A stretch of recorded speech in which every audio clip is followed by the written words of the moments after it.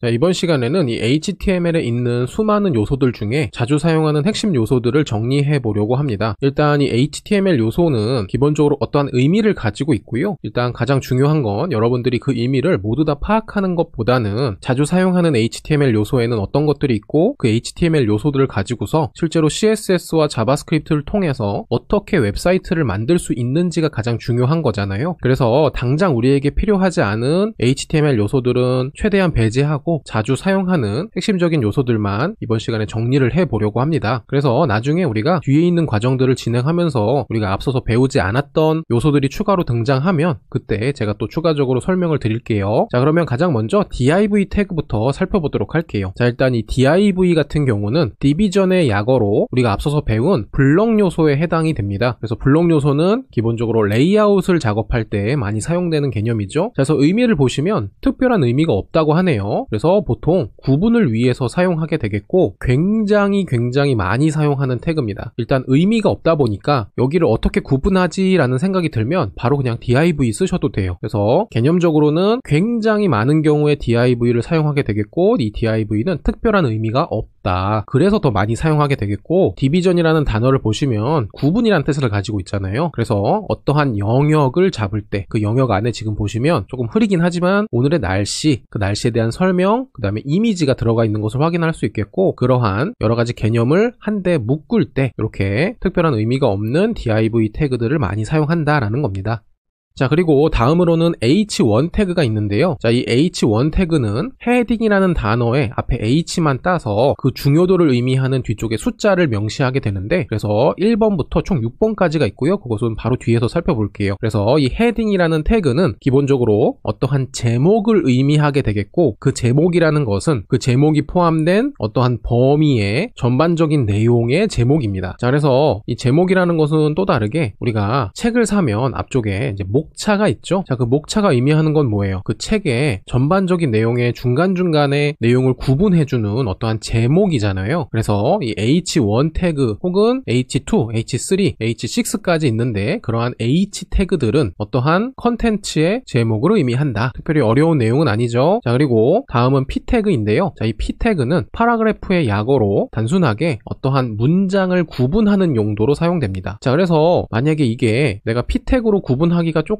애매한 내용이다. 문장이긴 하지만 이것을 P로 구분할까 어떻게 할까 고민이 되시면 그냥 우리가 앞서서 배웠던 div 태그로 작성하셔도 돼요. 그래서 꼭 P 태그를 사용할 필요는 없지만 만약에 여러분들이 div 대신에 P 태그를 사용한다면 안에 내용을 보지 않아도 P 태그로 묶여져 있는 그 안의 내용은 어떤 문장이구나 그것을 이해할 수가 있겠고요. 자, 이 P 태그 역시 블럭 요소라는 거 물론 글자를 다루고 있지만 단일 글자가 아니고 그 글자들이 모여서 만들어진 문장을 의미하는 것이기 때문에 이 P 태그는 인라인 요소가 아니고 블럭 요소라는 점 기억해 두시고요. 앞서서 배웠던 헤딩 태그도 마찬가지예요. 제목은 물론 역시 글자로 이루어져 있기는 하지만 어디까지나 이 헤딩 태그들도 블럭 요소라는 거 기억해 두시고요. 그러면 다음으로 넘어가서 우리가 많이 사용해 봤었던 img라는 태그에 대해서 살펴볼 건데 img는 이미지의 약어였고 이 이미지 태그는 대표적인 또 인라인 요소예요. 자, 물론 우리가 인라인 요소를 글자를 취급하는 용도로 앞서서 살펴보긴 했지만 이 글자와 문자라는 개념에서도 일부 예외사항들은 있다는 거 주의해 주시고 그 예외사항 중에 대표적인 게 이미지를 삽입하는 용도의 img 태그는 인라인 요소다라는 거. 자, 그래서 이 img 같은 경우에는 제가 앞서서도 설명드렸지만 이미지를 삽입하려면 당연하게 그 이미지가 어디에 존재하는지에 대한 경로를 명시해야 되잖아요. 그래서 source라는 속성의 약어로 src라는 속성에 실제 이미지의 경로를 명시해야 되겠고 이미지가 출력되지 않을 수 있는 환경은 굉장히 다양하고 많기 때문에 이미지가 출력이 되지 못했을 때 대신해서 출력될 이미지의 이름을 명시하는 alternate의 alt라는 속성을 또 필수로 입력하셔야 됩니다. 그래서 여러분들이 이 필수로 입력하는 속성이라는 개념을 꼭 기억을 해두시고요. 이 필수 속성이 있는 그 태그의 내용을 작성을 할 때는 이러한 필수 속성들을 작성하지 않았을 때 웹표준에 어긋나는 개념이다 라고 이해하시면 돼요. 그래서 이 필수 속성이라는 것은 그 속해 있는 태그와 하나의 세트라는 거 거 꼭 기억해 두시고요. 자, 만약에 이 img 태그를 통해서 어떠한 이미지 경로에서 이미지를 정상적으로 잘 가지고 와서 화면에 출력을 해서 이미지가 잘 나오면 그냥 이미지만 출력을 하면 되는데, 이미지를 출력할 수 없는 환경은 굉장히 다양하고 실제로 많이 있을 수 있기 때문에 이미지를 정상적으로 출력하지 못하면 이미지 대신에 그 이미지의 이름이 출력이 돼요. 자, 그래서 아래쪽에 보시면 실제로 여러분들이 이러한 화면 많이 보셨을 것 같아요. 그래서 이것을 보통 속어로 액박 떴다라고 얘기하거든요. 그래서 여기에서 얘기하는 액박은 X라는 박스가 떴다. 원래 이제 앞에 있는 요 아이콘이 네모 박스에 X가 붙어있는 형태로도 예전에 많이 보였었거든요. 그래서 이미지가 정상적으로 출력이 되지 않고 X박스가 떴다, 줄여서 액박 떴다라고 얘기를 많이 했었어요. 그래서 이러한 화면들이 이미지를 정상적으로 출력하지 못했을 때 이 ALT라는 속성에 명시되어져 있는 이름이 출력이 되는 거다라고 보시면 됩니다.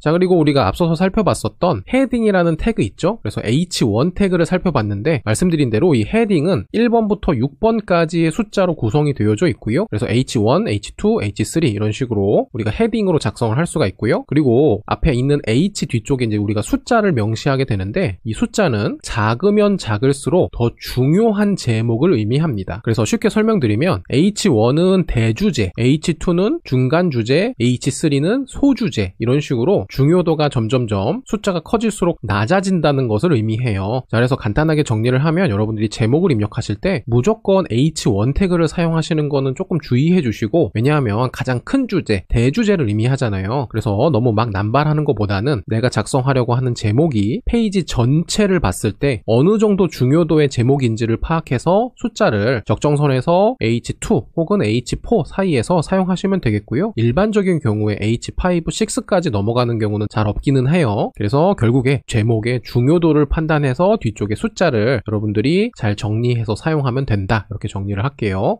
자, 그리고 이번에는 UL 태그입니다. 자, 여기에서 UL이라는 태그 이름은 unordered list, 즉 순서가 필요하지 않은 목록을 의미해요. 자, 그리고 그 UL 태그의 자식 요소들로 각각의 li 태그들이 보입니다. 자, 그래서 이 li는 리스트 아이템의 약어로 이 목록 안에 들어있는 각각의 항목을 의미해요. 자, 목록과 항목은 구별하실 수 있어야 되겠고요. 목록이라는 거는 각각의 항목들이 모여서 만들어진 전체를 의미하는 거예요. 그래서 보통 이 목록은 리스트라는 단어를 사용하게 되겠고요. 항목은 아이템이라는 단어를 사용합니다. 그래서 그 리스트에 들어있는 각각의 아이템을 항목이라고 하는 거고, 자, 그랬을 때 리스트면 리스트였지 왜 순서가 필요 없는 목록이냐, 그래서 unordered list, UL이라는 단어를 쓰고 있는데요. 자, 보시면 사과, 딸기, 수박, 오렌지가 여러분들이 봤을 때는 순서가 필요한 어떤 아이템들인가요? 자, 예를 들어서 저는 사과를 좋아한다라고 쳐서 이렇게 사과를 먼저 적었고, 오렌지를 비교적 덜 좋아해서 제일 마지막에 적었다. 물론 이렇게 정리하는 것도 어떤 순서를 의미할 수는 있겠지만 그 순서는 매우 주관적인 순서죠. 제가 좋아하느냐 그렇지 않느냐는요. 자, 그래서 객관적인 순서가 아니고 주관적인 순서를 정리할 때는 굉장히 많은 경우에 순서가 없다라고 판단을 하는 거고, 그래서 순서가 필요하지 않은 목록인 UL 태그를 사용합니다. 물론 우리가 여기서 자세하게 살펴보진 않겠지만 순서가 필요한 목록은 ordered list, OL 태그를 사용할 수도 있어요. 근데 사용 빈도가 굉장히 적은 편이라서 따로 다루진 않겠습니다. 자, 이 시간은 HTML의 핵심 요소들을 정리하는 시간이에요. 자, 그리고 이 UL은 결국에는 목록을 의미하는 거기 때문에 무조건 그 목록 안에는 각각의 항목들이 있어야 되잖아요. 이 항목이 없으면 목록이라는 개념 자체는 큰 의미는 없거든요. 그래서 이 UL 태그의 자식으로는 무조건 li 태그가 한 개 이상 들어있어야 되고요. 역시 각각의 항목을 의미하는 li 태그들도 그것의 집합인 UL 태그로 무조건 감싸져 있어야 됩니다. 그래서 정리를 하면 UL과 li는 하나의 세트라고 보시면 돼요. 그리고 역시 이 UL과 li 태그 모두 불렁 요소입니다.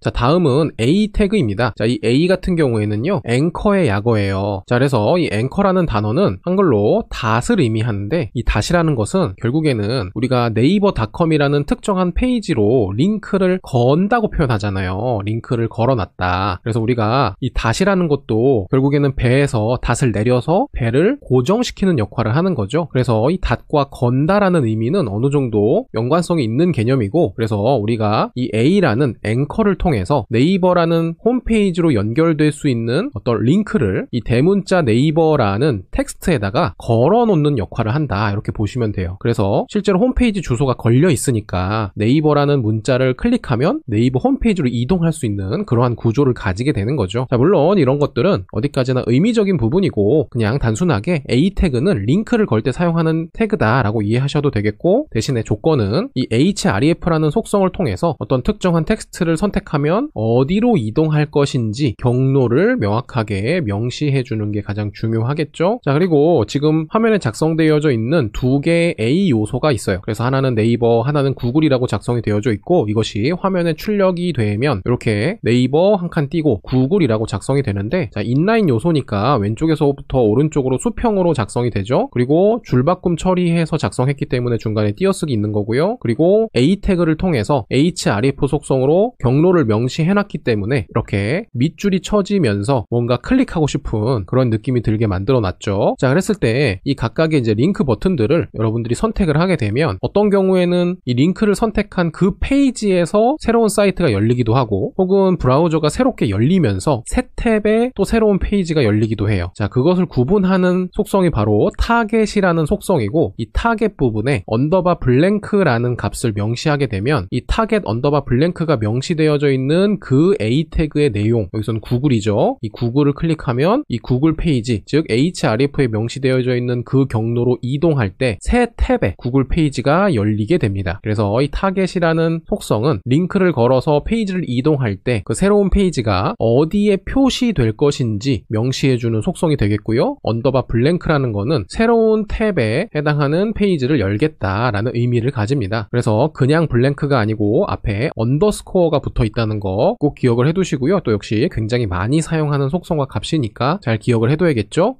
자, 이번에는 스팬 요소입니다. 자, 우리가 앞서서 살펴봤으니까 빠르게 정리를 해보면, 일단 스팬은 인라인 요소고 역시 살펴본 것처럼 특별한 의미가 없는 단순한 구분을 위해서 사용하는 요소예요. 자, 그래서 예를 들어 동해물과 백두산이 마르고 닳도록 이렇게 애국가 일부가 적혀져 있는데, 저는 동해물이라는 이 세 글자만 하나의 단어로 묶어서 여기다가 어떠한 처리를 하고 싶습니다. 예를 들면 뭐 글자색을 빨간색으로 한다든가 기타 등등, 이 동해물이라는 부분에만 무엇인가 처리를 하고 싶어요. 그럴 때 이러한 스팬 태그를 사용해서 특정한 글자 부분을 묶어내는 거죠. 그래서 특별한 의미가 없이 어떠한 영역을 구분지어서 묶어낼 때 사용하는 요소가 스팬 태그가 되겠고요. 자, 요건 그 예시를 설명하는 화면인데요. 자, 예를 들어서 스타일 태그를 통해서 CSS 내용을 입력하는데 스팬이라는 태그 부분에 글자색을 빨간색으로 적용하겠습니다 라는 CSS 내용을 이렇게 추가를 했어요. 자, 그러면 스팬 태그에다가 글자색을 빨간색으로 하니까 저는 빨간색 글자를 원하는 동해물이라는 단어를 스팬 태그로 이렇게 묶어냈습니다. 자, 그러면 CSS를 통해서 이 스팬 태그 안에 있는 글자가 빨간색이 되는 거니까 화면에 출력이 되면 동해물과 백두산이 마르고 닳도록 에서 동해물 부분만 이렇게 빨간색이 되는 것을 확인할 수가 있는 거죠. 자, 이러한 용도로 어떤 글자들의 범위를 잡아낼 때 스팬 태그를 사용한다라고 보시면 돼요. 자, 이번에는 브레이크 태그입니다. 그래서 br이라고 작성하게 되겠고요. 이 br은 브레이크의 약어예요. 이 브레이크라는 것은 줄바꿈이라는 의미를 가지고 있습니다. 자, 그래서 동해물과 백두산이 마르고 닳도록에서 어느 부분에서 줄바꿈 처리를 할 것인지 그 부분에 이렇게 브레이크 태그를 사용하시면 실제로 화면에는 동해물과 백두산이 브레이크 태그가 나오는 부분에서 줄바꿈 처리돼서 다음 줄에 마르고 닳도록 이렇게 글씨가 표시가 되는 것을 볼 수가 있어요. 그래서 인위적으로 줄바꿈 처리를 할 때 우리는 br 태그를 사용할 수가 있겠고, 여러분들이 코드상에서 단순하게 엔터를 입력해서 줄바꿈 처리하는 것들은 실제로 화면에 그대로 줄바꿈돼서 나오지 않습니다. 자, 그런 것들은 뒤에서 보여드릴 거니까 일단 개념만 이해하시면 되겠고요. br 태그는 브레이크의 약어고 줄바꿈을 강제적으로 하는 용도로 사용한다, 이렇게 기억해 두세요. 자, 이번에는 인풋 요소입니다. 자, 인풋도 우리가 앞서서 살펴봤었는데요. 자, 인풋 같은 경우에는 인라인 요소면서 블럭 요소예요. 자, 이게 무슨 뜻이냐? 자, 인라인 요소는 글자를 의미하죠. 그리고 블럭 요소는 상자를 의미하고요. 자, 그랬을 때 이것을 실제로는 인라인 블럭이라고 단어로 표현을 하는데, 그래서 인라인이라는 단어가 먼저 나오죠. 일단 글자 요소이기는 한데 상자 요소가 가지고 있는 몇 가지 특성을 추가적으로 사용할 수 있어서 인라인 블럭 요소라고 얘기를 해요. 자, 기억을 되짚어 보면 보면 글자 요소와 상자 요소의 가장 큰 차이점이 뭐였어요? 상자 요소는 가로 세로 값을 지정할 수 있고 마진과 패딩 같은 어떤 여백, 그 여백의 위아래 값도 사용할 수 있는 특징을 가지고 있었죠. 물론 좌우도 마찬가지고요. 자, 그래서 이 인풋 요소는 인라인 블럭이기 때문에 글자 요소처럼 왼쪽에서 오른쪽으로 수평으로 쌓이는 특징을 가지고는 있지만 가로 세로 값도 지정할 수 있고 위아래 여백도 온전하게 쓸 수 있는 블럭 요소의 특징도 같이 가지고 있습니다. 그래서 베이스는 인라인 요소인데 특징은 또 블럭 요소처럼 되어져 있다라고 해서 인라인 블럭 요소라고 부르고요. 자, 이러한 요소들이 몇 가지가 있기는 한데 대표적인 게 인풋 요소예요. 자, 그랬을 때 인풋 요소는요, 사용자에게 어떠한 데이터를 입력받는 요소예요. 그래서 사용자가 입력할 수 있는 대표적인 데이터가 바로 텍스트가 있죠. 그러니까 글자를 입력할 수 있는 그러한 요소다라고 보시면 되겠고, 우리는 이 타입이라는 속성에다가 사용자가 입력할 그 데이터의 타입을 명시하게 됩니다. 자, 그래서 입력받을 데이터의 타입을 글자를 입력받겠다라고 선언을 해놓으면 실제로 사용자들이 글자를 입력할 수 있는 그러한 UI가 이렇게 화면에 표시가 되겠고요. 자, 커서를 여기다가 두고서 글자를 하나씩 입력할 수 있는 구조를 가지게 되죠. 자, 요런 인풋창 많이는 보셨을 거예요. 자, 그리고 입력받을 수 있는 데이터가 글자만 있지는 않겠죠. 인풋 요소에는 사용자가 데이터를 입력하기 전에 이미 들어있을 그 데이터를 명시해주는 value라는 속성도 제공할 수가 있습니다. 그래서 이 value 같은 경우에는 사용자가 입력하기 전에 미리 입력되어져 있을 특정한 데이터, 그래서 값이라고 표현할 수가 있겠고, 그 값은 영어로 value라고 하죠. 그래서 사용자에게 데이터를 입력받는 요소가 있고 텍스트라는 데이터를 입력받을 건데 미리 헤로피 느낌표라는 글자 데이터를 입력해 놓겠다. 그러면 글자 입력 창에 이렇게 헤로피 느낌표라는 글자가 미리 입력이 되어져 있고요. 물론 사용자는 커서 다시 여기다 놓고 하나씩 지워가면서 전체적으로 삭제할 수도 있고 뒤에 이어서 그대로 추가적인 텍스트를 입력할 수도 있습니다. 자, 그래서 value라는 속성에는 미리 입력될 값을 명시하면 되겠고 핵심 키워드는 미리라는 거예요. 자, 그리고 이 플레이스홀더 같은 경우에는 사용자가 어떠한 값을 입력해야 되는데 그 입력할 값이 무엇이 되면 좋겠다라는 일종의 힌트를 제공해주는 속성입니다. 자, 그래서 플레이스홀더 부분에 이름을 입력하세요 느낌표가 붙어져 있어요. 그러면 이름을 입력하세요 느낌표가 인풋창에 이렇게 그대로 표현이 되겠고요. 우리가 커서를 올려놓고 글씨를 입력하기 시작하면 인풋창에서 이 플레이스홀더의 내용은 사라지게 됩니다. 자, 이런 것들도 많이 보셨을 거예요. 그래서 이 플레이스홀더라는 것은 사용자가 어떠한 값을 입력할 것이고 어떠한 값을 입력하면 좋을지에 대한 힌트를 명시해 놓는 속성이다 라고 보시면 됩니다. 자, 그리고 이 인풋과 관련된 속성들이 굉장히 많은데요. 다음은 disabled라는 속성이에요. 자, 말 그대로 비활성화를 시켜놓는 속성이 되겠고, 자, 이 속성 같은 경우에는 뒤쪽에 콜론, 그 다음에 따옴표를 입력해서 어떠한 값을 입력하는 구조가 아니고 그냥 속성 이름만 이렇게 달랑 보이죠? 자, 이렇게 값을 명시하지 않는 속성들도 있고요. 마치 빈 태그처럼 속성만 이렇게 작성을 할 수가 있겠고, 이 속성 같은 경우에는 disabled라고 되어져 있고 말 그대로 비활성화를 시키는데 이렇게 사용자가 데이터를 입력하는 요소에 disabled라는 속성이 붙어 있으면 약간 회색 처리가 되면서 사용자는 더 이상 이 인풋창을 사용할 수가 없습니다. 왜냐하면 인풋창이 비활성화됐기 때문이에요. 그래서 인풋창이 화면에 보이기는 하는데 입력할 수 없는 상태로 만들어 놓기 위해서 우리는 disabled라는 속성을 사용할 수 있겠고, 이러한 인풋창도 역시 많이 보지 않으셨을까 생각이 듭니다. 자, 그리고 이번에 보이는 거는 인풋 요소의 타입으로 체크박스가 명시가 되어져 있어요. 그래서 이 체크박스라는 것도 역시 앞서서 간단하게 설명을 드렸는데 사용자에게 체크를 했는지 안 했는지 그 체크의 여부 상태를 입력받는 데이터의 하나의 종류입니다. 그래서 인풋 타입 체크박스라고 입력하게 되면 이렇게 네모칸이 나타나게 되겠고, 근데 이 네모칸이 어떤 체크를 요하는 것인지에 대한 정보가 없어요. 그래서 우리는 이 인풋 요소와 함께 지금 체크하려고 하는 내용이 무엇인지를 뒤쪽에다가 명시를 하고 그 명시된 내용과 체크박스를 이렇게 레이블이라는 태그로 감싸줄 수가 있습니다. 자, 그래서 이 레이블이라는 요소는 역시 인라인 요소이고요. 우리가 보통 라벨이라고 부르죠. 그래서 라벨링이 가능한 요소에, 즉 여기서는 인풋이라는 요소가 라벨링이 가능한 요소가 되겠고, 그 요소에 제목을 명시할 때 이 레이블이라는 요소를 사용할 수 있겠고, 거기서의 실제 제목은 여기서는 애플이 되는 거죠. 그리고 아래쪽에서는 바나나가 되는 거고요. 그래서 이 체크박스와 그 체크박스 제목을 레이블로 묶었기 때문에 여러분들이 이 체크박스를 클릭하는 것뿐만 아니고 만약에 애플이라는 단어도 선택을 하시면 이 체크박스 부분에 체크가 실제로 되는 그러한 효과를 구현할 수가 있습니다. 왜냐하면 이 레이블이라는 요소를 통해서 우리는 체크박스와 그 제목을 한데 묶었기 때문이에요. 자, 이것도 뒤쪽에서 한번 보여드릴 거고요. 개념 자체는 인풋 요소 같이 라벨링이 가능한 요소를 이 레이블이라는 요소로 묶어서 거기다가 제목을 포함할 때 사용할 수가 있다라는 거 기억해 두세요. 자, 그리고 이 인풋 타입 체크박스 같은 경우에 만약에 미리 체크되어져 있는 값을 설정해 놓고 싶으시면 속성으로 cheked라는 역시 별도의 값을 명시하지 않는 HTML 속성을 이렇게 작성하시면 돼요. 그래서 checked라는 이 속성이 붙어 있는 인풋 타입 체크박스는 사용자가 체크를 안 해도 이렇게 화면에 체크가 되어져 있는 상태로 출력이 됩니다. 물론 사용자가 이 부분을 다시 체크를 하면 체크가 해제되겠죠. 그래서 마찬가지로 인풋 타입 체크박스에서 미리 체크가 된 상태로 만들어 놓는 속성이 바로 checked라는 속성입니다. 뒤에 ed가 붙는 거 주의해 주세요. 자, 이번에는 인풋의 타입이 radio라고 되어져 있어요. 우리가 소위 라디오 버튼이라고 얘기를 하고요. 이 라디오 버튼의 특징은 한글로 하면 택 1입니다. 그래서 선택할 수 있는 것이 하나예요. 이 라디오 버튼으로 만드는 여러 가지 버튼들 중에 하나만 선택하세요 하는 개념으로 우리가 인풋 타입 radio를 제공할 수가 있겠고, 체크박스랑은 또 달라요. 체크박스는 체크가 가능한 각각의 박스들의 어떠한 관계를 크게 신경 쓰지 않고 그냥 그 하나의 부분에 체크를 할 수 있는지 없는지만 판단하는 요소, 이 인풋 타입 라디오 같은 경우에는 예를 들면 지금 화면에 표시된 것처럼 애플과 바나나를 하나로 묶어서 이 중에서 무조건 하나만 선택하세요 라는 개념으로 제공할 수 있는 요소가 됩니다. 한데 묶을 때는 이렇게 name이라는 속성을 통해서 여러분들이 원하는 이름으로 묶어내시면 되는데, 자, 대표적으로 fruits라는 이름으로, 즉 과일이라는 이름으로 이렇게 두 개의 라디오 버튼을 묶어낼 수가 있겠고요. 그러면 같은 이름으로 묶여졌기 때문에 이렇게 묶여진 라디오 버튼 같은 경우에는 그 묶여진 그룹 안에서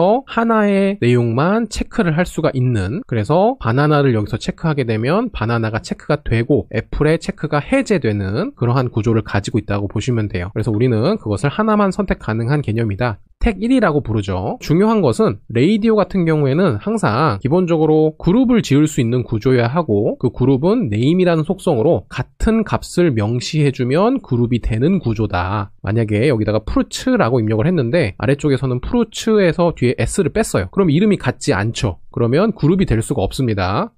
자, 이번에는 테이블 요소를 볼게요. 테이블이라는 것은 말 그대로 표를 만들 때 사용하는 요소이고요. 우리가 표라는 것은 기본적으로 행과 열의 단위로 구성되어져 있는 마치 엑셀이나 구글 스프레드시트 같은 그러한 표들을 의미하는 거고요. 그래서 이 테이블이라는 요소는 행이라는 개념과 열이라는 개념의 집합이다. 표 자체를 의미하는 개념이고 그 안에는 실제로 그 표를 구성하는 내용들로 채워주시면 돼요. 그리고 이 테이블 요소 같은 경우에는 자세히 보시면 블록 요소가 아니에요. 테이블 요소라고 따로 명시가 되어져 있죠. 그래서 우리가 앞서서 글자 요소, 상자 요소 이렇게 구분을 했는데 엄밀히 따지면 이 테이블도 상자 요소이긴 해요. 그런데 이 글자와 상자라는 것은 크게 두 가지로 나눈 거지 세세하게 따지면 또 여러 개로 나눠질 수가 있어요. 근데 사실 그게 중요한 건 아닙니다. 그래서 뭉뚱그려서 이 테이블 요소도 결국에는 블록 요소라고 보시면 되겠고요. 그런데 엄밀히 따지면 그 블록 요소 안에서 테이블이라는 요소로 또 구분이 될 수가 있다라는 거고, 실제로 중요한 내용은 아닙니다. 나중에 제가 또 필요하게 되면 설명을 할 거고요. 일단 크게 중요하진 않으니까 너무 머리 쓰지 마시고 일단 여기에서는 가볍게 넘어갑시다. 결국에 크게 보면 테이블 요소도 하나의 블록 요소고요.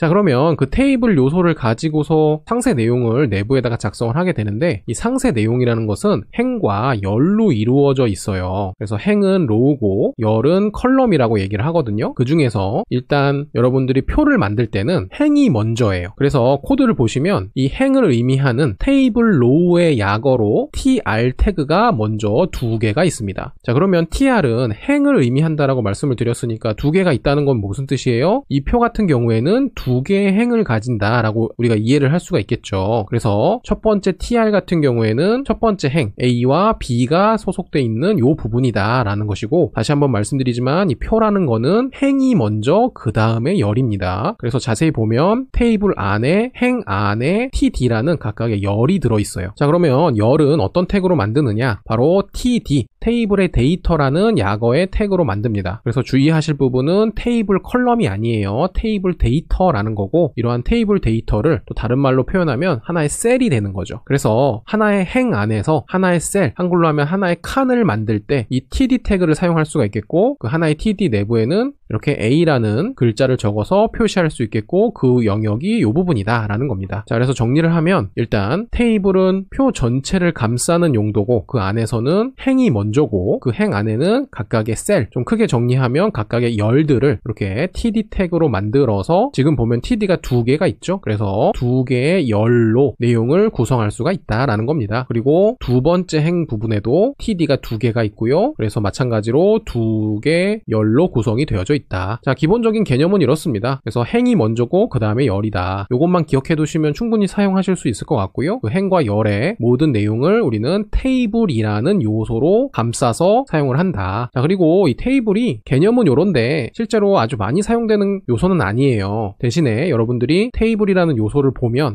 이러한 구조로 만들어져 있겠구나 라는 것을 알고 계셔야 되니까 간단하게 설명을 했고요. 결국에 이러한 구조로 완성을 하게 되면 이 테이블을 나타내는 선이 따로 보이지는 않지만 구조 자체는 표로서 완성이 된다. 그리고 각각의 내용을 구분해주는 이러한 선들은 나중에 CSS로 이제 만들어낼 수는 있습니다. 그러니까 정리를 하자면 HTML은 구조만을 만드는 것이기 때문에 눈에 보여지는 어떤 부분을 신경 쓰시는 개념이 아니에요. 그래서 HTML을 가지고서 여러분들이 눈으로 보이는 무엇인가를 만들려고 시도하지 마세요. 굉장히 또 중요한 개념이거든요. 그래서 우리가 지금까지 배운 이러한 태그들은 구조를 지칭하는 거고, 그 각각의 태그들이 그 구조에 어떤 역할을 담당하고 있는지를 살펴본 겁니다. 자, 그래서 이 HTML을 학습할 때는 여러분들이 태그를 배우고 그 태그를 실제로 화면에 출력해 보는 게 그렇게 큰 의미를 가지진 않아요. 왜냐하면 다 똑같이 나올 거거든요. 자, 그래도 실제로 출력을 해보는 것과 그렇지 않은 것은 또 차이가 있으니까 우리가 다음 시간에 지금까지 배웠던 이러한 개념의 태그들을 가지고서 실제로 코드를 작성해보고 화면에 어떻게 나오는지 간단하게 체크하고 마무리를 해볼게요.